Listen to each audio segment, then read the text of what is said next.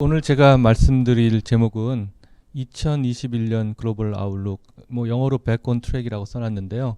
한국말로 풀어서 설명을 드리면 세계 경제라는 열차가 잘 다니고 있다. 코로나 사태 때문에 탈선을 했는데 2021년에는 다시 이제 원상복귀할 수 있을 것이냐, 그 질문을 이제 화두를 저희가 던진 거고, 일단 저희 S&P의 결론, 지금 현재 가지고 있는 결론적인 생각부터 말씀드리면 글쎄요입니다. 아직은 불확실성이 너무 많이 남았기 때문에 한마디로 2021년부터 회복된다고 말하기는 좀 어려운 상황이다.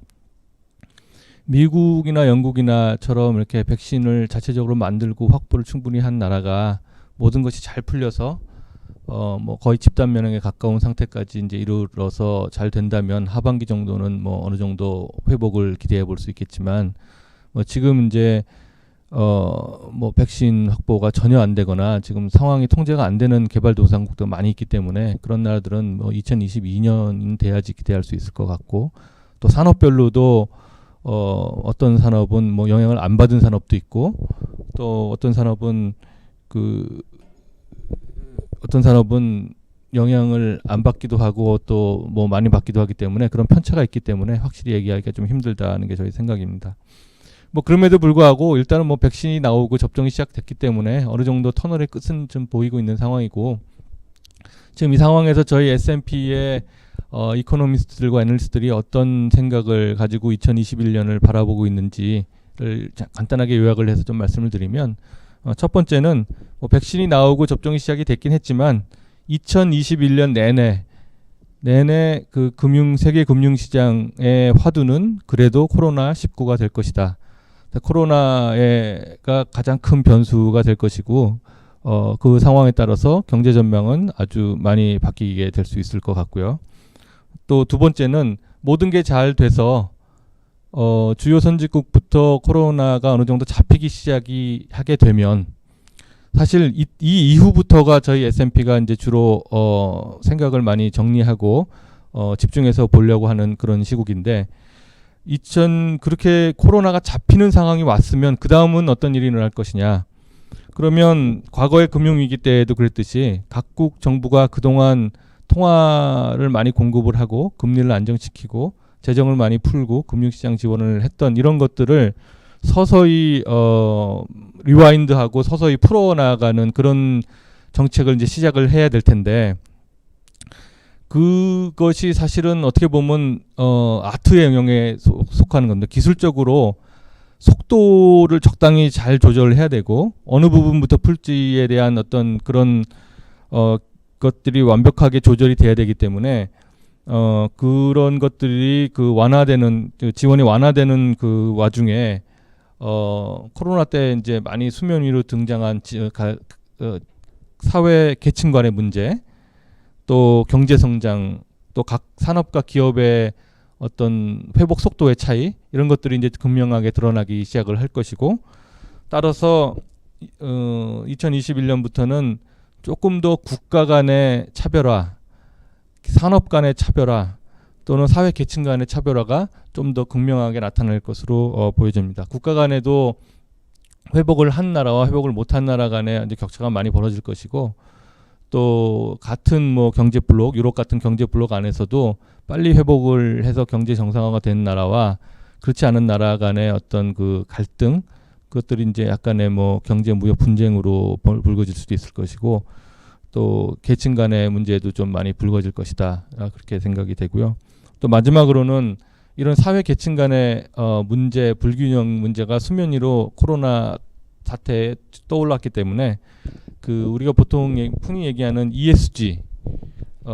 ESG에 대한 관심이 조금 더 높아질 것이다, 그렇게 생각이 됩니다. ESG라고 말씀을 드리면 이제 한국말로 우리말로는 사회적 기업 가치 경영에 해당하는 말인데, 이 부분은 환경이고 뒤에 G 부분은 이제 코퍼레이트 거버넌스를 얘기해서 많이 흔히들 이제 우리가 알고 있지만, 중간에 있는 S 부분이 이제 사회 계층 간의 문제이고 사회 문제인데, 이것들이 그동안에 상대적으로 E하고 G에 비해서 이렇게 많이 주목을 받고 못하고 있었지만 이제 2021년부터는 좀 본격적으로 떠올라서 ESG에 제일 잘 대응을 하고 있는 기업들이 좀 더 나은 환경에서 영업을 하게 되고 금융 비용에도 좀 더 절감을 기대할 수 있는 그런 시대가 본격적으로 올 수 있을 것 같다는 게 저희 생각입니다.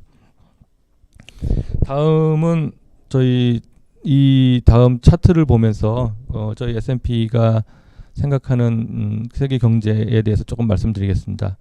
저희 신용평가 회사는 경제를 보고 판단을 할 때 사실 본능적으로 제일 먼저 보는 게 부채입니다. 여기도 글로벌 레버리지라고 써놨는데 레버리지 결국 부채 비율을 얘기하는 거고요. 이거는 마치 이제 사람들이 저희가 이제 신체 검사 받으러 가면 체중부터 재는 거하고 같고요. 부채 비율이 높다는 거는 사람으로 따지면 살이 쪘다는 얘기입니다. 살이 찌면 그게 이제 만병의 근원이라고 하죠. 고지혈증도 생기고 고혈압도 생기듯이 이 부채 비율이 높아지면 여러 가지 이제 위험에 면역력이 약해져서 기업이 노출된다는 그런 사실 의미로 저는 해석을 하고 있는데 코로나 극복 과정에서 그 극복이 이제 우선순위가 되기 때문에 각국 정부에서 너무 돈을 사실 많이 풀었습니다. 그래서 전체적으로 그 전 세계의 부채가 저희 계산으로는 200조 달러, 그러니까 한국 돈으로 200경 정도 되는 거로 추정이 되고요. 그거를 GDP로 나눈 레버리지 레이쇼는 256%에 이른 것으로 저희는 판단하고 있습니다. 이게 전년 대비 14%포인트가 늘어난 거고요.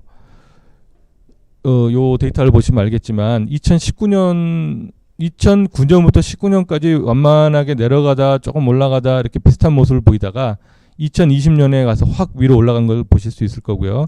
이게 이제 코로나 극복 과정에서 어쩔 수 없이 돈을 풀다 보니까 이렇게 된 것인데 갑자기 이거를 저희가 이제 그 부채 비율이 높아진 거는 위험 신호로 보고 있지만 결국 이자율이 낮은 상태로 유지가 되면 그게 부도로 이어지지 않을 수도 있거든요. 그 동안은. 그래서 200조로 레버리지가 높아진 상황이지만 그래서 어떤 부채 위기에 대한 압력은 높아져 있지만 저희 생각으로서는 각국 정부, 중앙 정부가 계속 금리를 낮게 유지할 충분한 유인과 능력이 있다고 판단을 하고 또 앞전에 얘기를 드렸지만 각국 정부에서 그 코로나가 정상화됐을 때 그 정상화되는 과정에서 각종 지원책을 회수하는 속도를 잘 유지한다는 가정하에 또 백신에 문제가 없어서 선진국들부터 이제 집단 면역에 조금씩 들어가서 정상화된다는 가정하에 저희는 이제 큰 부채 위기는 없을 거라고 이제 판단은 하고 있습니다. 잠깐만요. 예, 다음 차트는 이제 보여드렸고요. 그러니까 조금 2020년에 이렇게 높아진 부채 비율이 다시 19년 레벨로 떨어지는 데는 최소한 3년 이상의 시간이 걸린다고 사실 보여지고요. 결국 이 비율이 떨어지려면 부채 절대 금액이 줄든지 분모인 GDP가 올라가야 되는데 GDP 올라가는 속도가 그렇게 빠르지 않을 거기 때문에 시간은 좀 걸린다고 보여지고 이렇게 높아진 상황에서 금리가 올라가게 되면 전 세계적으로 기업들의 부도 압력이 너무 높아지기 때문에 각국 중앙정부로서는 금리를 상당 기간 낮게 유지할 최소한 유인은 있다. 능력이 있을지는 이제 각국 정부와 중앙은행을 살펴봐야겠지만 최소한 강력한 의지는 있을 거로 판명이 되고 또 그런 위험이 있기 때문에 각국 정부들에서 금융 완화 정책을 쉽게 너무 섣불리 거둬들이지는 않을 수도 있다는 게 저희 생각입니다. 요 금리가 이제 많이 낮아진 것을 보여주는 그런 차트고요. 좀 보시겠지만 그 2019년 이후에 20년에 기업들의 채권을 통한 자본 조달이 많이 늘어났습니다. 이거는 저희가 판단하기에는 그 특히 이제 미국이나 유럽을 기준으로 그 좀 어려움을 대비하기 위해서 선제적으로 채권 발행을 많이 늘려서 유동성을 많이 확보를 해놨기 때문이고 또 유럽 같은 경우에는 이제 프로그램을 통해서 중앙 정부가 채권을 좀 흡수해주는 그런 거에 혜택을 입은 바도 있고요. 그래서 결과적으로는 유동성도 확보를 했지만 부채 비율도 늘어나고 금리는 이제 낮은 상태로 유지가 되는 그런 상황이고요. 저희 S&P는 이런 상황을 반영을 해서 2020년 가운데 보시면 2020년에 기업들의 다운그레이드가 많이 있었었고요. 지금도 전체 기업 중에 네거티브 아웃룩을 붙이거나 아니면 다운그레이드가 되는 비율이 36%로 좀 높은 상황입니다. 그러니까 하향 압력은 아직까지 남아 있는 상황인데 이 바 차트를 보시면 2020년 10월을 피크로 최근으로 가면서 이제 숫자가 상당히 낮아져서 부도가 좀 덜 나는 그런 것들을 보실 수 있는데 이 부도가 최근에 이렇게 숫자가 낮아지는 거는 뭐 여러 가지 회복의 징후가 있기도 하겠지만 결국은 정부 지원으로 한계 기업이 좀 부도가 나는 것들이 좀 지연되고 있는 영향도 사실 있습니다. 이 차트는 이제 사실 미국 기업을 중심으로 하고 전 세계 기업을 포함하는 것인데 오른쪽 면에 있는 거를 보시면 2020년에 다운그레이드가 많이 된 업종들입니다. 뭐 자동차 업종도 있고 뭐 오일 앤 가스도 있고 그랬고요. 왼쪽을 보시면 전반적으로 2020년에는 다운그레이드가 좀 덜 된 업종들인데 그러니까 신용도가 잘 방어가 된 업종들인데 그 반으로 갈라서 왼쪽을 그 위쪽을 보시면 그 위쪽은 네거티브한 아웃룩이 붙어 있기 때문에 2020년 이후에 조금 더 하방 압력이 높은 업종들을 나타내고 있고 그 밑에 쪽에 왼쪽에 밑에 쪽에 있는 업종들 그 안에 보면 하이테크가 포함되어 있죠. 텔레콤이나 그런 업종들은 좀 상대적으로 코로나 위험에서 좀 덜 영향을 받았기 때문에 좀 다운 그 하방 신용등급 하방 압력이 좀 덜한 업종이라고 보시면 되겠습니다. 차별화 문제도 있습니다. 기업 아까 국가 간의 차별화, 계층 간의 차별화가 두드러질 거라고 말씀을 드렸고 지금 이 차트를 보시면 코로나의 영향을 받은 업종의 회사들과 코로나 영향을 받지 않은 업종, 받은 업종이면 여러분들 다 아시겠지만 뭐 항공, 뭐 운송, 그다음에 뭐 소매, 뭐 오프라인 소매, 여행 뭐 관련이고요. 받지 않은 업종은 뭐 아시겠지만 뭐 테크나 아니면 오히려 온라인 쇼핑이나 이런 쪽을 보실 수 있을 겁니다. 생각보다 이 정도 평균이 이 정도 갭이 난다는 거는 생각보다 엄청나게 크게 차이가 나는 겁니다. 그러니까 제일 위에 있는 매출, 레베뉴는 매출이고요.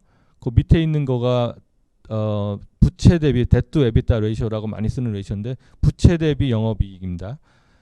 모든 지표로 봤을 때 차별이 많이 나타나고 있고 저희 애널리스트들의 그 예상치가 이제 그 선 가운데 선 오른쪽에 있는 것들은 예상치인데 예상도 이 한번 벌어진 갭이 앞으로 3년 동안은 그렇게 쉽게 좁혀질 것 같지 않다. 그 예상을 하고 있고요.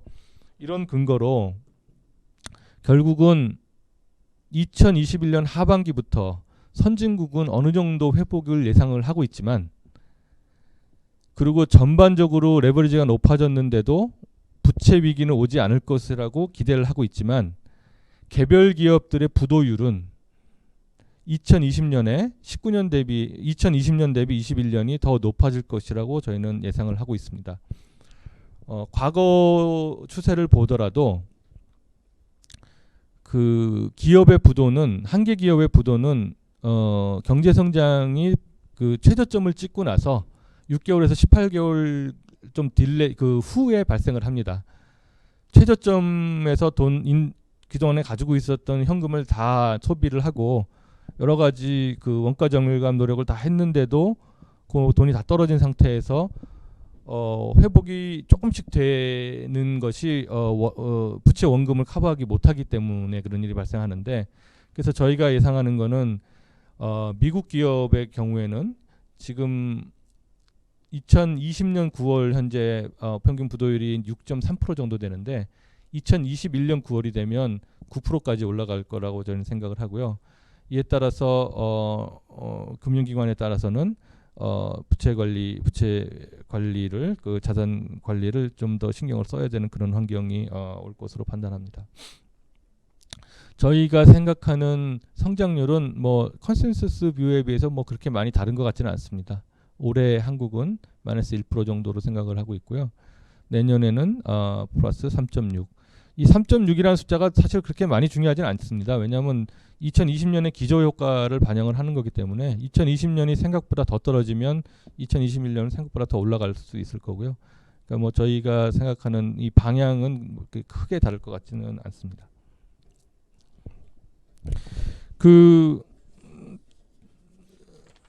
이 표를 정리하기 전에 저희 애널리스트들이 생각하는 아시아 최근 경제의 좀 특징, 한국도 포함된 아시아 경제의 특징을 잠깐 말씀을 드리면, 아시아 지역도 이제 3분기 들어서 조금씩 회복이 되고 특히 수출 위주로 회복이 되고는 있긴 하지만 다른 유럽이나 미국에 비해서는 이 소비 회복이 조금 더딘다는 특징을 좀 나타내고 있습니다.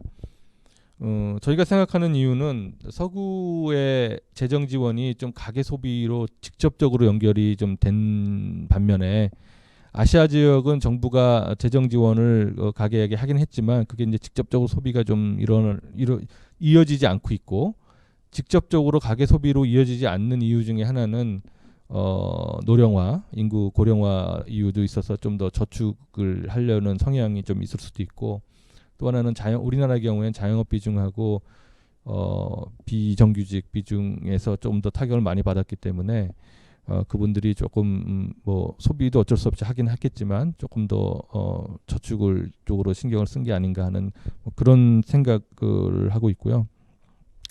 또 하나의 아시아에서 나타나는 특징 중에 하나는 중국입니다. 중국이 이제 과연 어떻게 될 것이냐.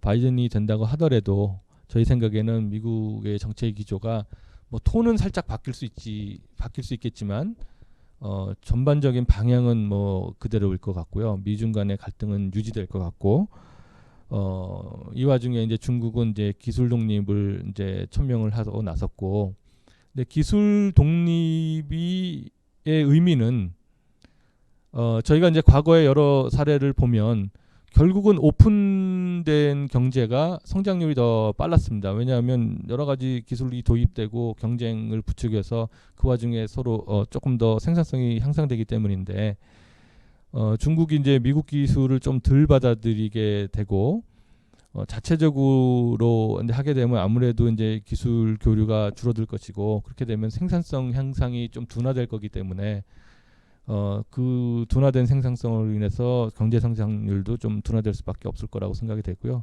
지금부터 2030년 정도까지는 평균적으로 한 4.6% 정도 성장으로 좀 둔화될 것으로 생각을 하고 있습니다. 요 표를 좀 설명을 드리면 저희 S&P에서 이제 아시아 쪽에 가장 큰 리스크로 저희가 생각을 하는 것들이고요. 뭐 네 가지가 있는데, 가장 처음은 이제 제가 말씀드렸다시피 레버리지가 높다는 점.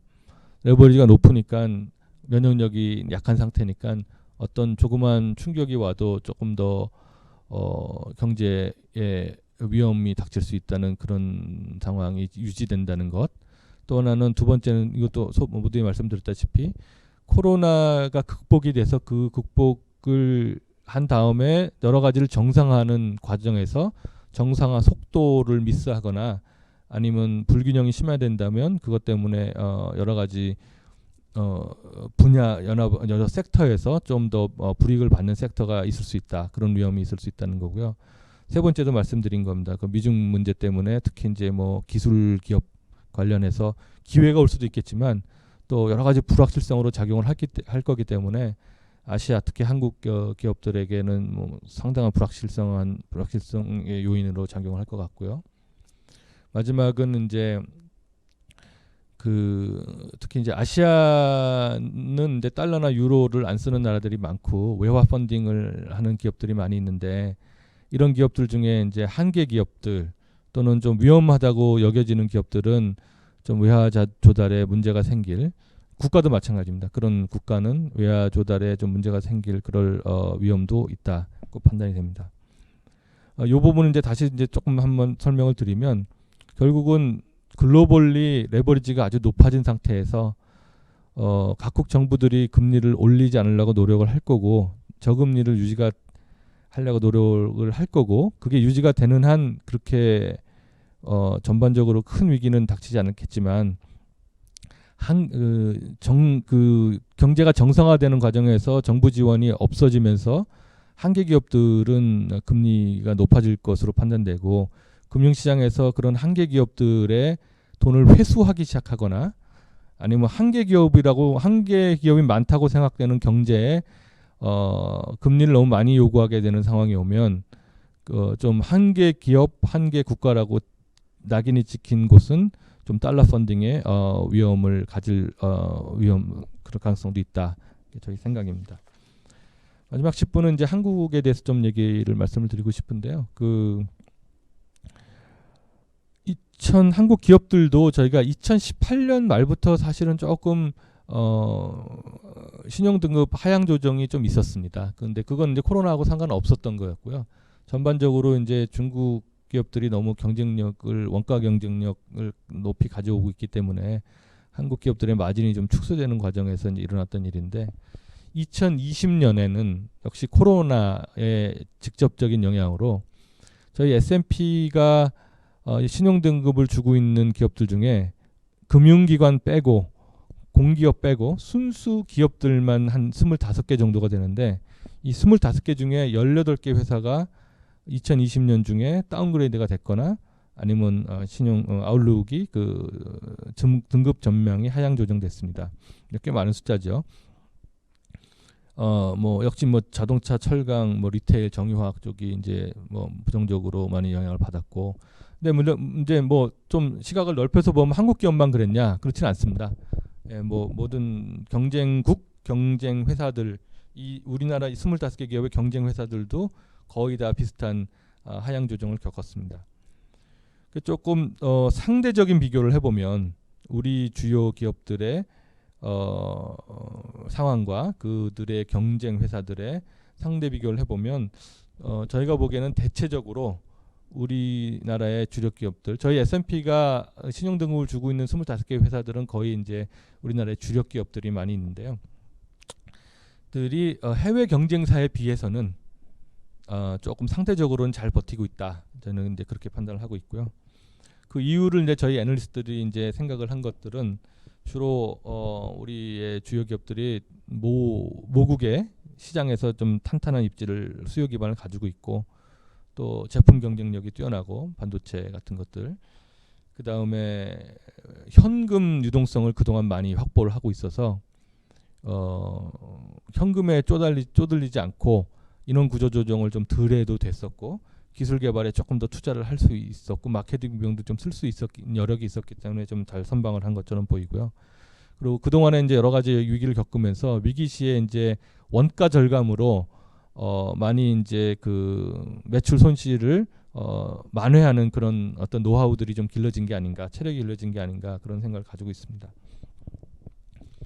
다만 이제 지금 아직은 미국의 우리 수출이 어느 정도 회복이 됐긴 했지만 결국 본격적으로 우리 기업들이 좋아지려면 수출 기업이 많기 때문에 결국은 엔드 마켓인 미국하고 유럽의 수요가 회복이 돼야 됩니다. 그러니까 유럽도 좀 더 경제가 회복이 돼서 수요가 늘어나야 되고 지금 코로나 때문에 많이 힘들어하고 있는 이머징 마켓 쪽에서도 수요가 좀 다시 회복이 되고 올라와야지 본격적인 우리 기업들의 그 매출 상승으로 이어질 수 있을 것 같고요. 거기에는 시간이 조금 걸릴 수가 있을 거는 같습니다.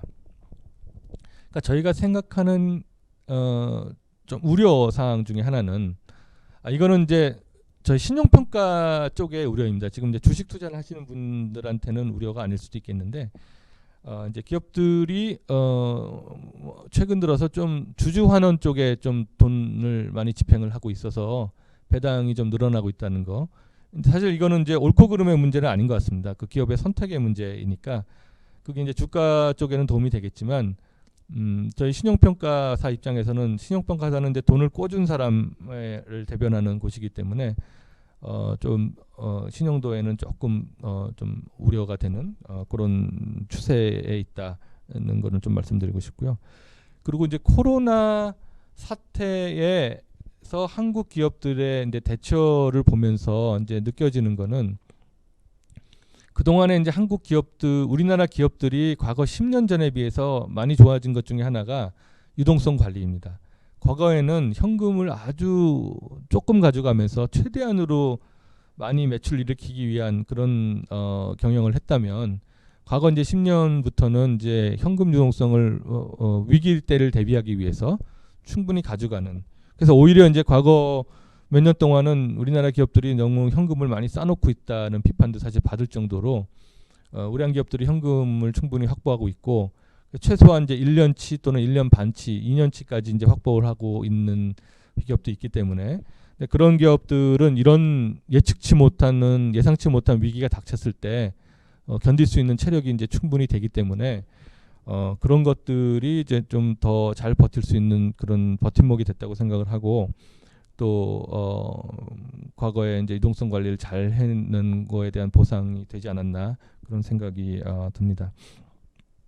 그러니까 저 같이 이제 외국계 회사를 다니면서 외국에 이제 오래 살았던 사람은 사실 저희 기업을 약간 우리가 스포츠 볼 때 손흥민 선수나 무슨 박세리 선수 응원하듯이 보게 됩니다. 그러니까 우리나라 이제 대표 기업들이 지금 빨리 좀 이 상황을 벗어나서 좀 정상화된 매출과 이익 성장을 좀 일어났으면 하는 바람이 이제 많이 있고, 제가 이제 과거 애널리스트를 했을 때는 이제 객관적으로 봐야 되기 때문에 이런 말을 못했지만, 지금 이제 애널리스트 안 하는 상황이기 때문에 약간 좀 한국 기업을 응원하는 말을 할 수 있는 그런 입장이라고 사실 보여지는데요. 그 다른 정부, 아까도 말씀드렸지만 다른 정부와 마찬가지로 지금 당장은 코로나를 극복하는 게 아주 최우선 과제이고 무조건 이제 극복을 해야 되지만, 이 극복이 되는 게 가시화되는 시점에서는 결국은 그 다음 거를 생각을 안 할 수가 없습니다. 그 다음 거라는 거는 아까 제가 초반에 말씀드렸다시피 금리 낮아진 상황, 그 다음에 여러 가지 지원책으로 뭐 가게, 뭐 자영업, 뭐 기업들 다 여러 가지 금융 지원, 재정 지원들이 이루어지고 있는 상황이, 이로 인해서 부채 비율이 높아졌는데 결국들이 이것들이 정상화가 돼야지 됩니다. 아까 이제 건강을 예를 들었지만 아주 심하게 아파서 약 먹느라고 먹을 거 잘 먹어서 살이 쪘다면 아픈 게 나은 다음에는 살을 빼야 되는 건 사실 맞는 거고요. 그 살을 뺄 때 뭐 바로 빼려고 다이어트를 너무 심하게 하다 보면 또 다른 병이 걸리겠죠. 그렇죠? 그렇다고 또 안 빼다 보면 또 콜레스테롤이 높아져서 또 다른 또 중장기적으로 병이 생길 거고, 그러니까 결국은 정부가 적시에 적절한 타이밍과 적절한 방법으로 지원책을 걷어내서 자연스럽게 경제 성장을 유도하고, 좋은 기업은 살아났고 한계 기업은 이참에 조정이 되게끔 만들어주고, 또 그 와중에 도태돼서 영향을 받은 사람들은 어떤 다른 방식으로 보듬어주는 정책을 내세우고, 그거를 잘 조절을 해서 높아진 레버리지 레이쇼를 단기간에는 안 되겠지만 3, 4년 안에는 원위치 시킬 수 있고 있는 그런 환경과 정책을 어떻게 조율해 나갈 것이냐, 이게 관건이 되겠고요. 이게 뭐 다른 모든 국가와 더불어 우리 정부에게도 주어진 숙제인 거로 판단이 됩니다. 그 아시아에서 한국은 뭐 홍콩, 싱가포르 같은 이제 도시형 국가 빼고 또 호주, 뉴질랜드 같은 그 영연방이었던 회사 나라를 빼면 사실상 제일 신용 등급이 높은 나라입니다. AA 등급을 가지고 있고요. 다른 어떤 나라보다는 높은 나라이고, 저희가 이제 높은 등급을 저희가 생각을 하고 있는 이유는 정책에 적절한 정책을 낼 수 있다는 사실 믿음도 포함이 되어 있는 거고요. 일단 코로나가 극복이 빨리 되겠지만 어떤 그 다음 수도 미리미리 생각이 돼서 어떻게 하면 정부 지원을 잘 리와인딩 시켜서 부채 비율도 떨어뜨리고 전반적인 레버리지를 낮출 수 있는지, 그런 묘수가 잘 발현이 되기를 기대해 봅니다. 이상으로 제 발표를 마치겠습니다. 감사합니다.